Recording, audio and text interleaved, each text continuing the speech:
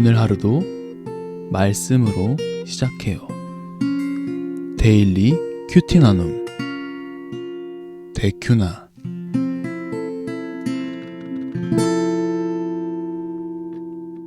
하나님 아버지 감사합니다. 오늘도 주님 붙들어 주시고 주의 뜻대로 살아갈 수 있는 하루 될 수 있도록 인도하여 주시옵소서. 예수 그리스도 이름으로 간절히 기도드렸습니다. 아멘.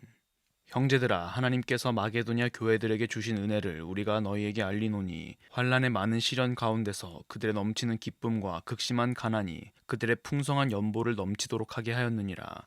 내가 증언하노니 그들이 힘대로 할 뿐 아니라 힘에 지나도록 자원하여 이 은혜와 성도 섬기는 일에 참여함에 대하여 우리에게 간절히 구하니 우리가 바라던 것뿐 아니라 그들이 먼저 자신을 주께 드리고 또 하나님의 뜻을 따라 우리에게 주었도다. 그러므로 우리가 디도를 권하여 그가 이미 너희 가운데서 시작하였은즉 이 은혜를 그대로 성취하게 하라 하였노라. 오직 너희는 믿음과 말과 지식과 모든 간절함과 우리를 사랑하는 이 모든 일에 풍성한 것 같이 이 은혜에도 풍성하게 할지니라. 내가 명령으로 하는 말이 아니요 오직 다른 이들의 간절함을 가지고 너희의 사랑의 진실함을 증명하고자 함이로라. 우리 주 예수 그리스도의 은혜를 너희가 알거니와 부요하신 이로써 너희를 위하여 가난하게 되심은 그의 가난함으로 말미암아 너희를 부요하게 하려 하심이라. 이 일에 관하여 나의 뜻을 알리노니 이 일은 너희에게 유익함이라. 너희가 1년 전에 행하기를 먼저 시작할 뿐 아니라 원하기도 하였은즉 이제는 하던 일을 성취할지니 마음에 원하던 것과 같이 완성하되 있는 대로 하라. 할 마음만 있으면 있는 대로 받으실 터이요 없는 것은 받지 아니하시리라. 이는 다른 사람들은 평안하게 하고 너희는 곤고하게 하려는 것이 아니요 균등하게 하려 함이니 이제 너희의 넉넉한 것으로 그들의 부족한 것을 보충함은 후에 그들의 넉넉한 것으로 너희의 부족한 것을 보충하여 균등하게 하려 함이라. 기록된 것 같이 많이 거둔 자도 남지 아니하였고 적게 거둔 자도 모자라지 아니하였느니라. 아멘.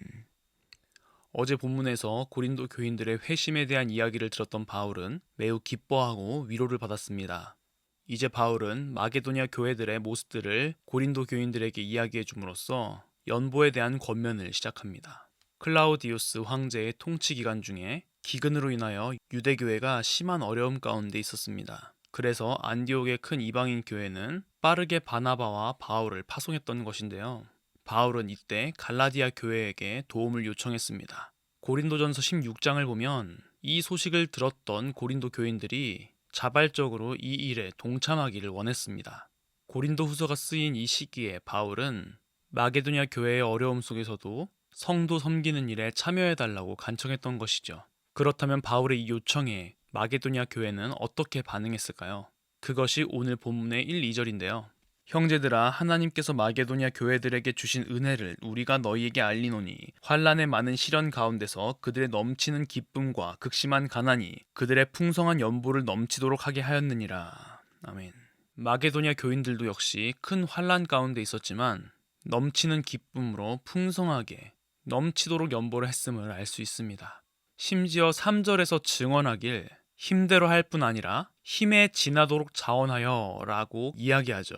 그리고 이것은 4, 5절에 의하면 바울이 권하고 바라던 것뿐 아니라 그들이 먼저 자신을 주께 드렸기 때문이라고 이야기합니다. 다시 말하면 주님께 자신을 내어드린 것이 성도의 구제라는 결과로 나타나게 된 것입니다. 사실 너무나도 당연한 결과였던 것이죠. 하나님을 사랑하는 삶을 살기로 작정한 사람들은 결국 이웃을 사랑하는 삶을 살아가는 것으로 나타나게 될 것이기 때문입니다. 이러한 마게도냐 교회의 모습들을 이야기하면서 바울은 디도를 통하여 고린도 교회 역시 이 일에 동참하기를 요청하는 것입니다. 그러면서 7, 8절에서 이렇게 이야기하죠. 오직 너희는 믿음과 말과 지식과 모든 간절함과 우리를 사랑하는 이 모든 일에 풍성한 것 같이 이 은혜에도 풍성하게 할지니라. 내가 명령으로 하는 말이 아니요 오직 다른 이들의 간절함을 가지고 너희의 사랑의 진실함을 증명하고자 함이로라. 아멘. 믿음과 말과 지식과 모든 간절함과 우리를 사랑하는 모든 일, 고린도 교회에 이와 같이 모든 은혜가 풍성했던 것처럼 다른 성도들을 돕는 이 일, 이 은혜에도 풍성하라고 권면하는 겁니다. 근데 그것을 반드시 해, 그래야만 해 라고 명령하는 것이 아닙니다. 단지 너희의 사랑의 진실함을 증명하라 라고 이야기하죠.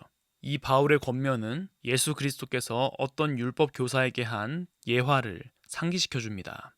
예수님께서는 어떻게 하면 영생을 얻을 수 있습니까? 라고 묻는 율법 교사의 질문에 오히려 율법에 뭐라고 기록되어 있는지 반문합니다.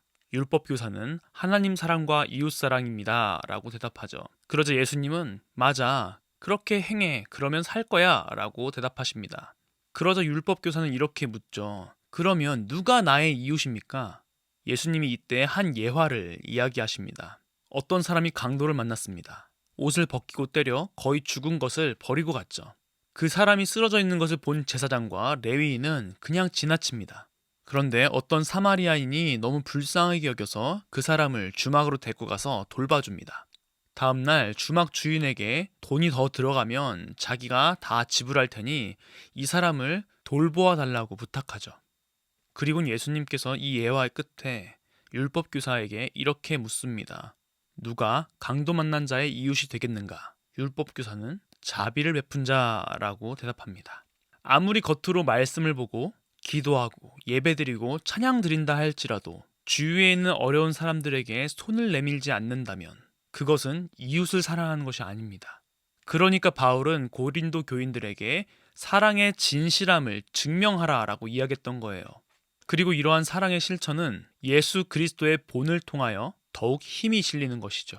9절입니다. 우리 주 예수 그리스도의 은혜를 너희가 알거니와 부요하신 이로써 너희를 위하여 가난하게 되심은 그의 가난함으로 말미암아 너희를 부요하게 하려 하심이라. 아멘. 예수 그리스도는 하나님이십니다. 전지전능하시고 모든 것을 창조하셨죠. 그런 하나님께서 이 땅 가운데 인간의 모습으로 오셨다는 사실, 그것이 바로 여기서 말하는 가난입니다. 경제적 가난만을 이야기하는 것이 아니에요. 구속사 과정 가운데서 예수님께서 경험하셨던 모든 희생을 의미합니다. 수많은 배척과 조롱, 핍박과 배반 등을 말입니다. 예수님은 그것을 통하여서 우리 구원에 대한 모든 값을 지불하셨죠. 그 사랑의 본을 따른다면, 그것이 그리스도인으로서 살아가야 되는 모습이라면 당연히 이웃사랑으로 드러나게 되는 것이죠. 오늘의 큐티 생각해 보아요. 하나님 사랑과 이웃 사랑은 우리가 살아가면서 놓지 말아야 할 중요한 진리입니다. 어느 한쪽으로 치우쳐져 있는 삶은 진정한 신앙생활이라고 이야기할 수가 없죠. 하나님을 사랑한다고 고백하는 사람들은 결국 나의 옆에 있는 사람들의 영혼의 구원과 그들의 필요를 함께 채워주는 모습으로 나타나게 되어 있습니다. 그것이 경제적인 도움일 수도 있고 정신적인 도움일 수도 있죠.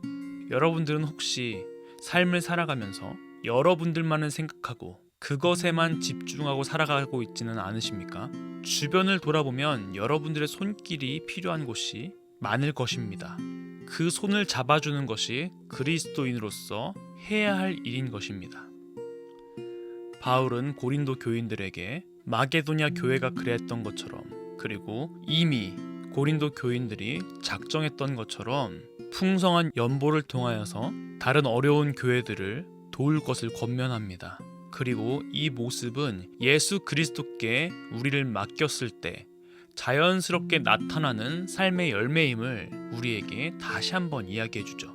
하나님을 사랑한다고 고백하고 예수 그리스도를 나의 구주로 고백하는 이 입술의 고백에서 끝나는 것이 아니라 우리의 삶은 하나님의 사랑을 전하는, 그리고 사랑으로 그들의 어려움을 품어주고 그들의 필요를 채워주고 손을 내밀어 잡아주고 이끌어주고 그렇게 함께 이웃과 동행하는 삶, 그것이야말로 이 세상에서 빛과 소금의 역할을 감당하는 그리스도인으로서의 참된 모습일 것입니다. 오늘 하루 우리의 필요를 채우는 데만 급급하여 하나님의 뜻을 저버리는 것이 아니라 하나님을 사랑한다고 고백하는 만큼 나의 주변에 있는 사람을 사랑하고 섬기는 그런 하루가 되어서 하나님의 더 놀라운 은혜와 축복을 경험하는 우리 모두가 되기를 소망합니다. 기도하겠습니다. 참 좋으신 하나님 아버지 감사합니다. 우리를 붙들어 주시고 참된 그리스도인이 어떻게 살아야 하는지를 다시 한번 느낄 수 있도록 인도하여 주심에 감사합니다. 주님을 사랑한다고 고백하지만 나의 삶에 집중하여 내 옆에 있는 사람들을 돌보지 못하였던 모습들을 고백합니다. 주님, 이제 다시 한번 우리가 결심하는 것은 나의 주변을 돌아보아 어려움 가운데 있는 나의 친구들과 이웃을 위하여서 그들에게 조금이나마 도움이 되는 사람이 될 수 있도록 궁극적으로는 그들을 향한 하나님의 사랑을 전할 수 있는 그런 시간들이 될 수 있도록 나를 인도하여 주시기를 소망합니다. 모든 걸 주님께 맡깁니다. 예수 그리스도의 이름으로 간절히 기도드렸습니다. 아멘.